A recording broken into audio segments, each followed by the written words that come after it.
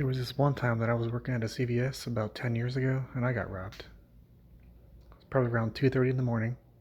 I was stocking shelves, had my headphones in, listening to music, and I feel this tap on my shoulder, and I turn around, and there's a guy standing there with a mask on, a mask covering his face like a bandana. And before COVID, before everything like that, so I look at him, and I just start laughing. Right? Still have my headphones in, can't hear anything he's saying, but I'm just laughing at the guy. But his body language, makes me think he's angry. So I take the headphones out, and he starts screaming at me. He's like, "Give me the money, give me the money." And then he calls me a word that I'm not allowed to say, but starts with an N. And at this point, I still don't take him seriously because he looks ridiculous, right? He's dressed like a robber. It's funny. So I'm still smiling at this point. And he's like, "Oh, you think it's a joke? You think it's a joke? Move." N-word. Move. Give me the money. I take the other headphone out of my ear and I start walking to the register. Because I can kind of tell that I'm actually getting robbed. And as I'm going to the register, though, I get really upset because he comes up behind me and starts pushing me in the back, like shoving me, and I stumble a little bit. He yells again, "Move, move, move."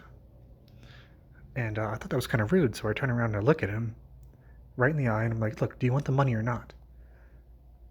After he doesn't say anything, I turn back around and I keep walking up towards the counter. And I walk through the swinging gate that we have, and I go up to the second register, which is the register that I was using that night. And I open the register and I hand him $97 in cash. The reason I know it was $97 is because we're only allowed to have 100 in the register. And the last save drop that I made before he came in, I dropped $3 too much. So I give him the money, right? And then he says to me, "No, I want the big bills. Under the drawer. Give me that." And so I look him dead in the eye again, and I say, "What, you want the receipts?" And I lift up the cash drawer right in front of him, and I show him what's under the register. And there was nothing under the cash drawer except for the receipts that we had to keep for when people paid with a credit card. At that point, I could see that his whole demeanor changed.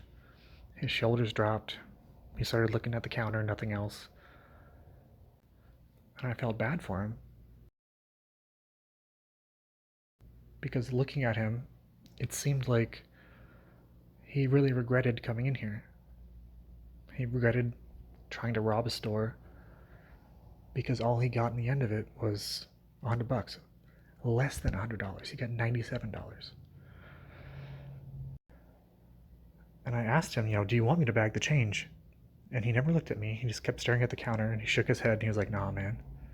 No, I don't want it. I don't want the change." And so he picked the money up off the counter and he just walked out. And that was it. After that, I went to find my manager because, of course, supposed to tell the manager when you get robbed. She was in the storage room in the back on the floor crying because she was so scared because apparently when he walked in the store, he started screaming, saying that this was a robbery, but I couldn't hear him because of my headphones. So after he walked in, she immediately ran to the back and fell on the ground and started crying to herself, right? So after it was over, I went and found her, told her I was okay, everything was fine, called the cops came. And I will never admit that I did this intentionally. But when the police arrived and they asked me to describe the person who robbed me, what was he wearing, what did he look like, how tall was he, I described myself. Of course I had to, we were a different color, he was black, I was white. So I had to tell them that he was black. But as far as clothing went, I told him he was wearing a blue polo shirt with khaki shorts, and he was roughly my height with brown hair that was, a little bit longer. And that's not at all what he looked like. And honestly, when I think about it, it was not intentional. I did not mean to, not tell them the truth. The interaction that him and I had, he did not come off to me as a criminal. He did not seem like somebody who was a danger to others. He seemed like somebody who was similar to me. Because the only reason that I was there that night was because I needed money for myself. I had to eat, I had to pay rent, I had to do things like that. And I felt like the only reason he was there robbing me, robbing the store, at the same damn time was because he also had to eat. He also had to pay rent. Maybe he had kids he had to take care of. I don't know. I don't know his story. But he seemed like a really nice guy. He seemed like a very honest man. Despite the situation, you know?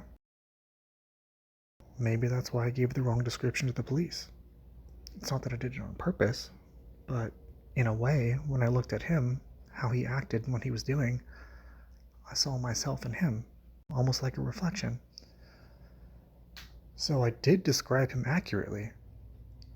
I just did not describe him physically. But my favorite part about this whole story is when the police asked me if he had a weapon. And I told them point blank, no, there was no weapon. This guy was just, a dude in a mask. He came in and he was very polite. He was very nice. He asked for some money, gave him some money, and he left, right? $100. When the manager took the police in the office and they reviewed the cameras, sure enough, this guy that came in to rob me had a gun pointed at me most of the time. But I never saw the gun. I never acknowledged it, nothing like that. Because the guy that was robbing me, he didn't make the gun feel like it was important, you know? There was never a moment in time where I felt like my life was in danger. From the moment he walked in, came up to me in the aisle, tapped me on the shoulder, told me he was here to rob me. Then the worst part was when he pushed me to the register, but I turned around and I told him, he's being a little bit rude. Kind of snapped at him and he calmed down. He was nice. But I never felt like I was in danger. I never felt threatened by this guy. I was doing my job and he was doing his. There's literally nothing more to it than that. For anyone who wants to know how the story ends, the burglar who robbed me did get arrested. Because it turns out that he also robbed a grocery store next to me.